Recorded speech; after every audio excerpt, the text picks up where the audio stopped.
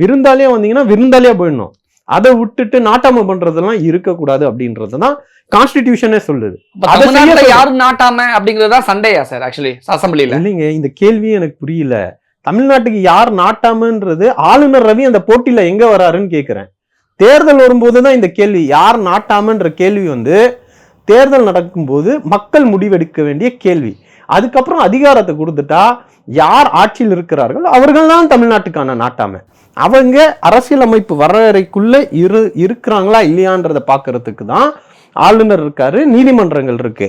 ஆனா அதெல்லாம் கடந்துட்டு அந்த முழுசா நீங்க ஓட்டு போட்டது நான் ஓட்டு போட்டது செல்லாது, ஒன்றிய அரசு நியமித்த ஆளுநர் ரவி தான் அத்தாரிட்டியா இங்க எல்லாத்தையும் நிர்ணயிப்பார் அப்படின்னா இது மக்களாட்சிக்கு எதிரானது. இந்த மக்களாட்சியில மக்களால் தேர்ந்தெடுக்கப்பட்ட முதலமைச்சர் மு க ஸ்டாலின் தான் இன்னைக்கு தமிழ்நாட்டோட நாட்டாமையா இருந்தாலும் கூட ஒரு ஆளுநருக்கு கொடுக்க வேண்டிய மரியாதை கௌரவத்தை கொடுக்க தவறிச்சோங்கிற கேள்வி இருக்கே சார். இல்ல அப்படின்னா மரபை மீறி தமிழக அரசு செயல்படுது. வானதி சீனிவாசன் அண்ணாமலை குற்றம் சொல்றேன்.